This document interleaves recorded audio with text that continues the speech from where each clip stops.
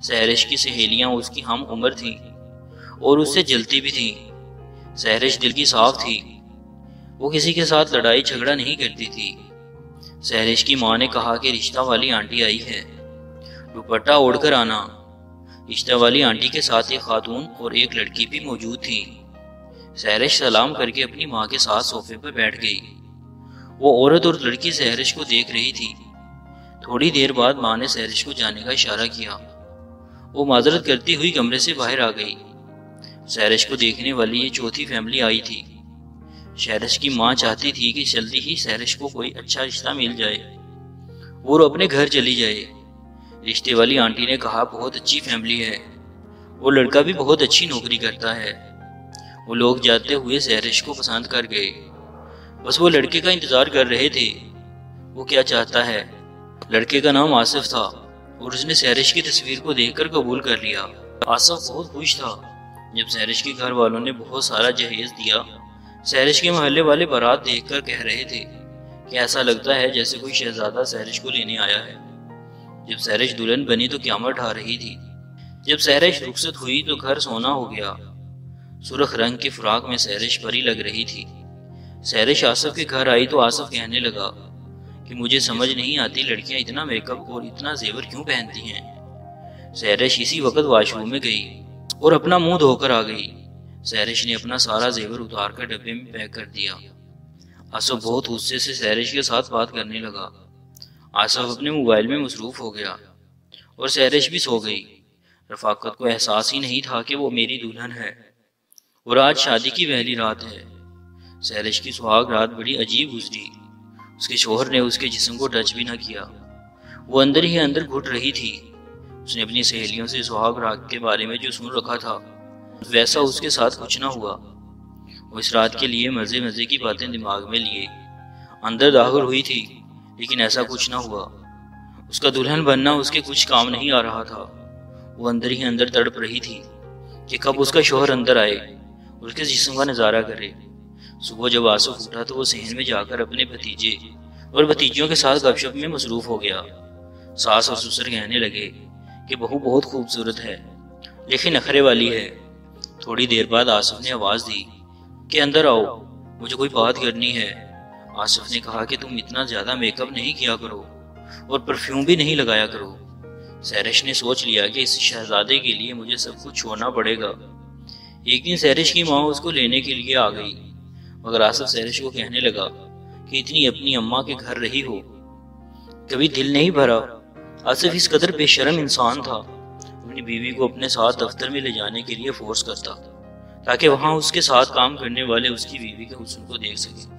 آصف جب بھی اپنے آفس جاتا تو کہتا کہ تم بھی میرے ساتھ چلو، میرے دوست بھی اپنی بیگم کو ساتھ لے کر آتے ہیں، لیکن مجھے یہ اچھا نہیں لگتا تھا کہ میں باہر کسی غیر مرد کے ساتھ بات بھی کروں۔ آصف کا سلوک پہلے دن سے ہی اچھا نہیں تھا، لیکن سحرش نے اپنی ماں کو کبھی بھی کچھ نہیں بتایا۔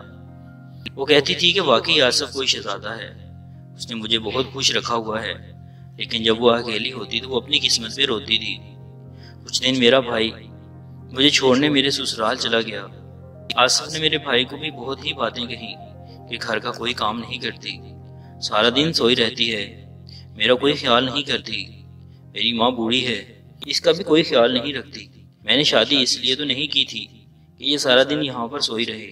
آصف نے مجھے کچھ دن بعد طلاق دے دی اور طلاق کے کاغذات میرے ہاتھ میں دیے اور مجھے اپنی ماں کے گھر چھوڑ آیا۔ میری سہیلیاں بھی مجھ پہ باتیں کرنے لگیں کہ اتنا غرور کرتی تھی تم اپنے حسن پر، لیکن اتنے حسن کا کیا فائدہ کیا، تم کو تمہارے شوہر نے طلاق دے کر گھر بھیج دیا۔ طلاق کا داغ بہت برا تھا، مجھے طرح طرح کی باتیں سننی پڑتی تھی۔ 2 سال ہو گئے مجھے میرے ماموں کے گھر پر رہتے ہوئے، اپنے ماں باپ کے گھر کبھی نہیں گئی، کیونکہ میں جب بھی وہاں جاتی تو مجھے اپنے پرانے دن یاد آتے تھے۔ میری ماں میرے لیے طلاق یافتہ لڑکا ڈھونڈنے لگی کہ میری بیٹی کا گھر بس جائے۔ ایک دن میرے ماموں نے میری ماں کو فون کیا اور کہنے لگا کہ آپ کی اجازت ہو تو میں اپنے بیٹے کی شادی آپ کی بیٹی سے کر دوں۔ تو میری ماں کہنے لگی کہ آپ میرے بڑے بھائی ہیں، آپ جیسا کریں گے ویسا ہی ہمیں قبول ہوگا۔ مجھے اپنی ماں کا فیصلہ قبول کرنا پڑا اور اپنی ماں اور اپنے ماموں کی عزت رکھ لی۔ شادی کے بعد میں نے اسکول میں پڑھانا چھوڑ دیا اور گھر میں رہتی تھی۔ اپنی ماں کے ساتھ گھر کا کام کرتی اللہ نے مجھے ایک بیٹا دیا، بہت ہی پیارا تھا، اور آہستہ آہستہ مجھے اپنی زندگی سے پیار ہونے لگا اور میں اپنے بیٹے اور شوہر کے ساتھ اچھی زندگی گزارنے لگی۔ اللہ ساری بیٹیوں کے نصیب اچھے کرے اور ان کو عزت سے گھر میں رہنے والا شوہر ملے۔ امید ہے ناظرین یہ ویڈیو آپ کو اچھی لگی ہوگی۔ مزید ایسی اچھی ویڈیو دیکھنے کے لیے چینل کو سبسکرائب کر لیں اور ساتھ لگے گھنٹی کے بٹن کو بھی دبا دیں تاکہ آنے والی ویڈیو سب سے پہلے آپ کو ملے۔ شکریہ۔ اردو آفیشیل سٹوری کے ناظرین کو خوش آمدید کہتے ہیں۔ کہانی شروع کرنے سے پہلے آپ سے چھوٹی سی گزارش ہے، اگر آپ نے ابھی تک ہمارا چینل سبسکرائب نہیں کیا تو جلدی سے چینل کو سبسکرائب کر لیں اور ساتھ لگے گھنٹی کے بٹن کو بھی دبا دیں تاکہ مزید ہماری ویڈیو آپ تک آسانی سے پہنچتی رہے۔ میرا نام زویا ہے اور میں لاہور کے کھاتے پیتے گھرانے سے تعلق رکھتی ہوں۔ میری عمر اس وقت 20 سال کے قریب ہے اور یہ واقعہ جو میں آپ کے سامنے پیش کر رہی ہوں یہ 2 سال پہلے کا ہے، جب میں BA کر رہی تھی۔ میری بڑی بہن کی عمر مجھ سے 3 سال زیادہ ہے۔ اس کی شادی 6 ماہ پہلے زمیندارہ گھرانے کے ایک لڑکے سے ہوئی ہے جو گاؤں میں اپنی زمینوں پر کھیتی باڑی کی نگرانی کرتے ہیں۔ شادی کے 2 ماہ بعد میری بہن نازیہ میکے آئی تو اس نے مجھے کہا کہ میں گرمیوں کی چھٹیاں اس کے ہاں گزاروں، جس کی میں نے حامی بھر لی۔ گرمیوں کی چھٹیاں ہوئیں تو میں ان کے گھر چلی گئی۔ جب ان کے گھر پہنچی تو دوپہر کا وقت تھا اور سخت گرمی تھی۔ گھر پہنچتے ہی میں نے نہا کر کپڑے تبدیل کیے، اس کے بعد کھانا کھایا۔ میرے بہنوئی فاروق بھی کھانے کے وقت گھر آ گئے اور انہوں نے لنچ ساتھ میں کیا۔ تھوڑی دیر کے بعد وہ دوبارہ کھیتوں کو چلے گئے۔ اب میں اپنی باجی کے گھر کے بارے میں بتا دوں۔ یہ گھر نہیں بلکہ ایک محل تھا جو گاؤں سے ذرا ہٹ کر کھیتوں میں ہی بنایا گیا تھا، ڈبل سٹوری۔ اس گھر کو دیکھ کر حیرانگی ہوتی تھی کہ گاؤں میں بھی ایسے گھر بن سکتے ہیں۔ میری باجی نے مجھے رہنے کے لیے اپنے ساتھ والا کمرہ دیا، جس کے ساتھ ایک اور کمرہ تھا جس میں ان کا دیور ایوب رہتا تھا، جو عمر میں مجھ سے 2-2.5 سال بڑا ہوگا اور پنجاب یونیورسٹی میں پڑھتا تھا اور چھٹیاں گزارنے یہاں آیا ہوا تھا۔ یہ سوچ میں یہاں پہنچی۔ اس دن میں کافی تھکی ہوئی تھی، اس لیے جلدی سو گئی۔ اگلی صبح تقریباً 5 بجے باجی نے مجھے اٹھایا اور چائے دی، جس کے بعد مجھے کہا کہ چلو صبح کی سیر کو چلتے ہیں۔ میں حیران ہو گئی کہ باجی اس وقت اٹھ گئی ہیں۔ شادی سے پہلے تو اس وقت ان کی نیند شروع ہوتی تھی۔ خیر میں چپ رہی اور ان کے ساتھ سیر کو چل دی۔ صبح ٹھنڈی ٹھنڈی گھاس پر چل کر کافی مزہ آ رہا تھا۔ 10-15 منٹ کی واک کے بعد باجی کہنے لگی کہ چلو واپس چلتے ہیں، مگر میں نے ان سے کہا کہ آپ چلے میں آ جاتی ہوں، میں مزید کچھ وقت یہاں گزارنا چاہتی تھی۔ باجی واپس چلی گئی اور میں چلتے چلتے کھیتوں میں چلی گئی۔ ایک جگہ میری نظر پڑی تو میں ٹھٹک کر رہ گئی۔ میں نے دیکھا ایوب ٹیوب ویل پر نہا رہا ہے، اس کے جسم پر کوئی کپڑا نہیں تھا۔ میں ایک درخت کی اوٹ میں ہو گئی اور اسے دیکھنے لگی۔ مجھے شرم بھی محسوس ہو رہی تھی، لیکن میں کھڑی رہی۔ ایوب میری اس جگہ موجودگی سے بے خبر نہا رہا تھا۔ اس نے پانی میں ڈبکی لگائی اور پھر باہر نکل کر کھڑا ہو گیا۔ وہ میری موجودگی سے بے خبر اپنے جسم پر صابن ملنے لگا اور پھر پانی میں ڈبکی لگا کر باہر نکل کر کپڑے پہن لیے۔ اس کے بعد گھر کی طرف چل دیا۔ میں کچھ دیر وہاں رک اور پھر میں بھی گھر کی طرف چل پڑی۔ اس کو ننگی حالت میں دیکھ کر میں کافی گرم ہو چکی تھی۔ گھر پہنچی تو باجی نے ناشتہ لگا دیا تھا۔ میں ٹیبل پر آئی تو ایوب بھی آ گیا اور میرے ساتھ والی کرسی پر بیٹھ گیا۔ مجھے کافی شرم محسوس ہو رہی تھی۔ ناشتے کے بعد میرے بہنوئی فاروق کسی کام سے شہر چلے گئے اور باجی نے ایوب کو کہا کہ وہ زویا کو اپنا فارم ہاؤس دکھا لائے، جس پر ایوب کہنے لگا کیوں نہیں، چلو زویا تمہیں اپنا فارم ہاؤس دکھاتے ہیں۔ صبح اس کو بغیر کپڑوں کی حالت میں دیکھنے کے بعد مجھے اس کے پاس بیٹھنے پر بھی شرم محسوس ہو رہی تھی۔ اب باجی نے مجھے اس کے ساتھ جانے کو کہہ دیا۔ آپ اندازہ کر سکتے ہیں کہ اس وقت میری کیا حالت ہوگی۔ خیر میں انکار نہ کر سکی اور اس کے ساتھ ہو لی۔ ہم لوگ پیدل ہی فارم ہاؤس کی طرف چل دیے۔ فارم ہاؤس گھر سے کچھ فاصلے پر تھا۔ راستے میں باتوں میں نے محسوس کیا کہ ایوب کافی ہنسمکھ ہے۔ راستے میں ہم لوگ باتیں کرتے گئے۔ کچھ دیر کے بعد ہم لوگ فارم ہاؤس پہنچے، جہاں اس نے مجھے اپنے کنو اور مالٹے کے باغ دکھائے اور اس کے بعد اپنے ڈیری فارم لے گیا اور کہنے لگا آؤ میں تم کو ڈیری فارم دکھاتا ہوں۔ اس نے بتایا کہ اس فارم میں آسٹریلین گائیں ہیں جو بہت زیادہ دودھ دیتی ہیں۔ ڈیری فارم کے ایک کونے پر ایک بیل چل رہا تھا جس کے بارے میں اس نے فخر سے بتایا کہ اس علاقے میں اس نسل کا بیل صرف ہمارے پاس ہے۔ اس کو خریدنے کے لیے لوگوں نے ہمیں لاکھوں روپے کی آفر کی، لیکن ہم نے اسے نہیں فروخت کیا۔ ابھی باتیں کر رہے تھے کہ بیل گایوں کے پاس پہنچ گیا اور اچانک اس نے ایک گائے کی دم کو سونگھنا شروع کر دیا۔ تھوڑی دیر کے بعد وہ گائے کے اوپر چڑھ گیا۔ میں یہ سین دیکھ کر بہت شرمندہ ہوئی اور ایوب سے کہا چلو مجھے گھر جانا ہے۔ کیوں، کیا ہوا؟ ایوب نے پوچھا۔ یہ سب کیا دکھا رہے ہو تم مجھے؟ یہ سن کر ایوب کے چہرے پر ایک مسکان سی آ گئی اور وہ کہنے لگا، ارے اس میں کون سی بات ہے، سانڈ کا کام ہے وہ گائے کو نہیں کرتا ہے، دیکھا نہیں تم نے، وہ اپنا کام کر رہا ہے۔ بیل ابھی تک گائے کے اوپر چڑھا ہوا تھا اور ایوب اسی کی طرف دیکھ رہا تھا۔ یہ سب کچھ میری برداشت سے باہر ہو رہا تھا، اس لیے وہاں سے واپس کو چل دی۔ ایوب بھی ساتھ ہو گیا اور کہنے لگا کہ نیچرل بات ہے۔ اس کے چہرے پر اب بھی عجیب سی مسکراہٹ تھی۔ میں نے اپنے قدم تیز تیز اٹھانا شروع کر دیے۔